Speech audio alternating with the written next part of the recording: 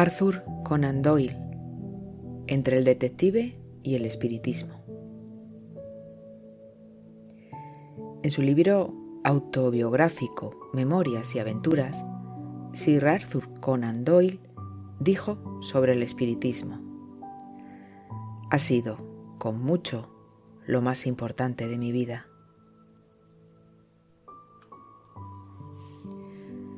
El escocés Sir Arthur Ignatius Conan Doyle nace en Picardy Place, en la ciudad de Edimburgo, el 22 de mayo de 1859.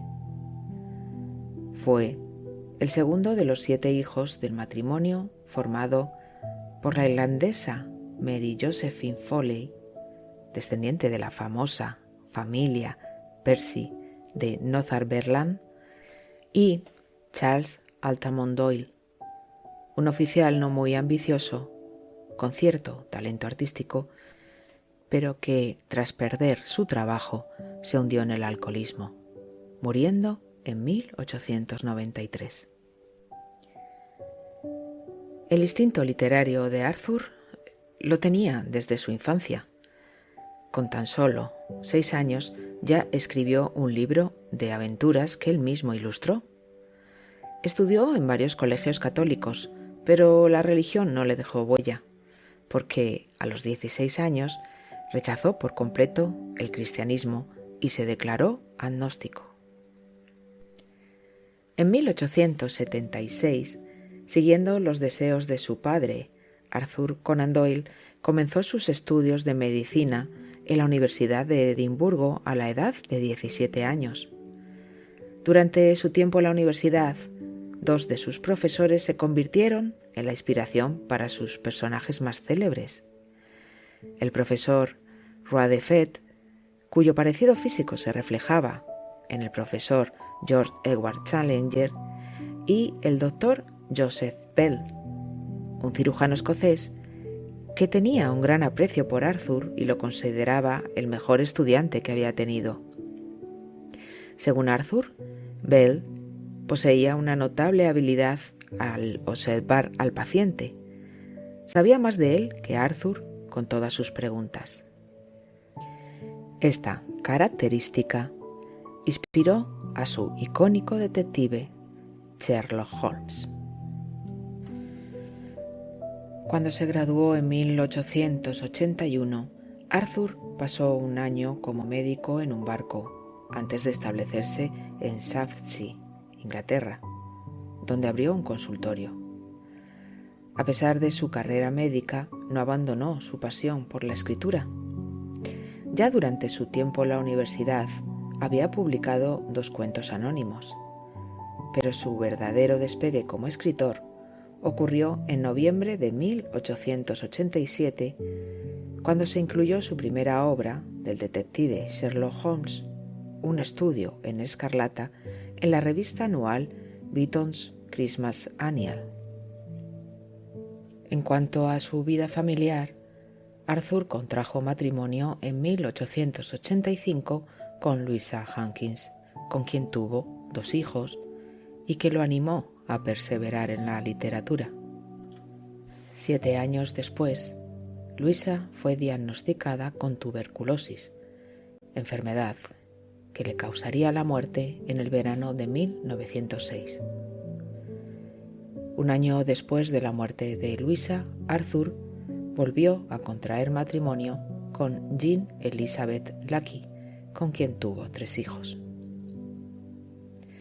En agosto de 1889, Arthur fue contratado junto con Oscar Wilde para escribir 2 historias. Durante este tiempo, escribió El signo de los 4, que se convirtió en la segunda aventura del detective. En esa época, Arthur y su familia pasaron unos meses en Viena para mejorar sus conocimientos médicos, pero no fue hasta enero de 1891 que el éxito de Sherlock Holmes le permitió abandonar la medicina y dedicarse por completo a la escritura. Tenía 32 años. A pesar de su éxito, Arthur no deseaba ser encasillado como escritor de obras de aventura. y el tiempo dedicado a Sherlock Holmes le resultaba abrumador. Por esta razón consideró la posibilidad de matar al personaje. Cuando su madre se enteró de sus intenciones, le sugirió más tramas para Holmes, lo que llevó a que el detective obtuviera un indulto. Dada la delicada salud de su primera esposa, en 1892 deciden trasladarse a Davos, en Suiza, por su aire más sano. Durante una visita a las cataratas de Reichenbach, en el norte de los Alpes suizos, concibió la solución para acabar con el detective y escribió la aventura final de Holmes, además de varias novelas. En la recopilación biográfica Los libros de Sir Arthur Conan Doyle de la Biblioteca Nacional Argentina se mencionan los pensamientos de Arthur en ese momento, cuestionándose por qué, habiendo escrito obras mejores que las aventuras del detective, como La Compañía Blanca, este se hizo tan popular, encasillándolo como el autor de Sherlock Holmes. El público creía que no era un personaje ficticio e incluso le enviaban cartas contando sus problemas para que los resolviera. Viendo que su obra menor eclipsaba la mayor, decidió poner fin a Holmes y a los relatos. Sin embargo, la queja del público se dejó sentir, recibiendo misivas con peticiones y amenazas para que volviera a escribir aventuras del detective. Pero, aunque significase una pérdida económica, Arthur decidió dedicarse a otro tipo de escritura. No obstante, en 1901, después de 8 años, el argumento de una novela de misterio le exigió un protagonista fuerte y volvió a escribir sobre Holmes. La conocida obra El sabueso de los Baskerville, que narra una historia anterior a la muerte literaria del detective, se vendió por entregas tras ofrecerle una gran suma de dinero. Finalmente, en 1927, dejó de escribir sobre el detective, pero esta vez sin aniquilarlo. Durante la existencia de Arthur hubo un periodo de guerras en las que el escritor se involucró. Durante la guerra entre Inglaterra y las repúblicas africanas de Orange y Transvaal en Sudáfrica, escribió 2 libros relacionados: La Gran Guerra de los Boers y La Guerra en Sudáfrica, sus causas y su desarrollo. Por este último le concedieron el título de Sir, ya que defendió a los ingleses de las acusaciones de maltrato hacia los Boers. Durante la Gran Guerra de 1914, Conan Doyle formó una unidad local de voluntarios y quiso ir al frente, pero no pudo debido a su edad, ya que tenía 55 años. En lugar de eso, decidió escribir la historia de la guerra día a día, basándose en la información que le transmitían los generales desde el campo de batalla. Este conflicto tuvo un impacto profundo en su vida, ya que en 1916 su hijo mayor, Kingsley, fue herido en el frente y murió poco después de una neumonía. Pocos meses después, también perdió a su hermano por la misma causa. Y después de hacer este pequeño repaso, creedme que me he dejado muchas cosas, os estaréis preguntando cómo conoció el espiritismo. Pues vamos a verlo. Muchos dicen que la muerte de su hijo le precipitó a convertirse al espiritismo, pero hay escritos de su interés sobre parapsicología y la doctrina desde el comienzo de su carrera.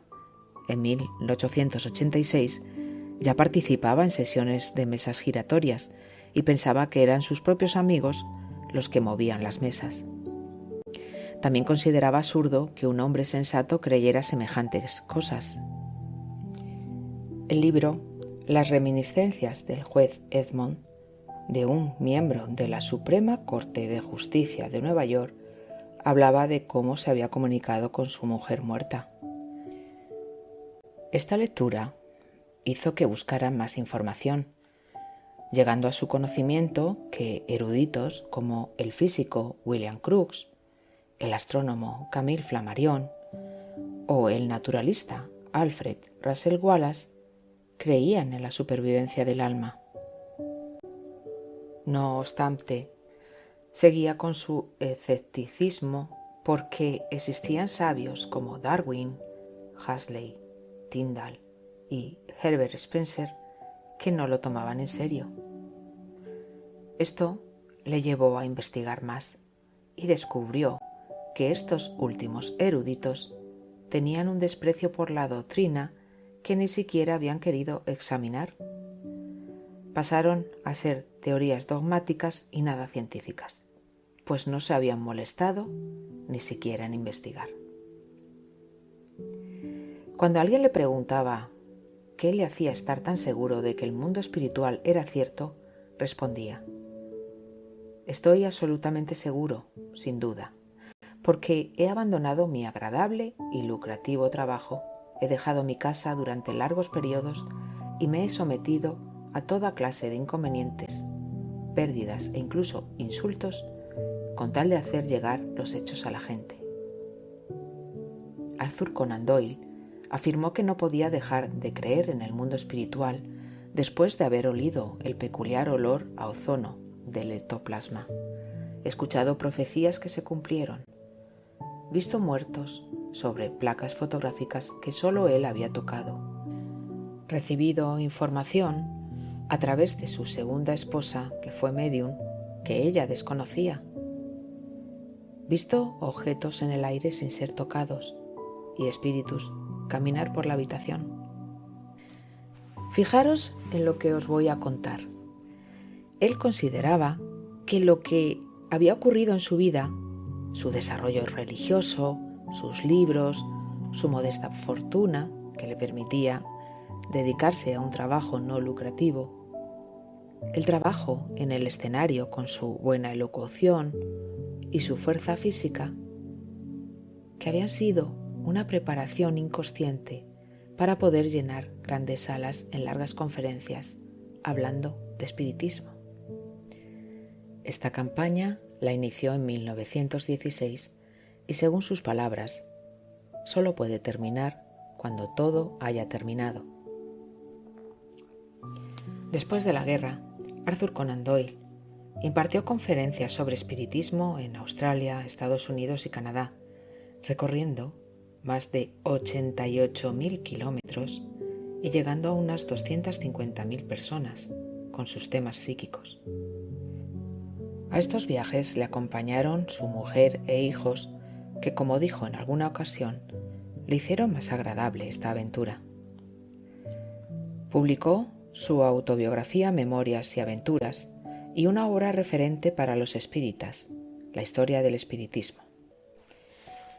Participó en el Congreso Espírita Internacional de París en 1925, en el que encontramos a hombres como Gabriel Deland o Léon Denis.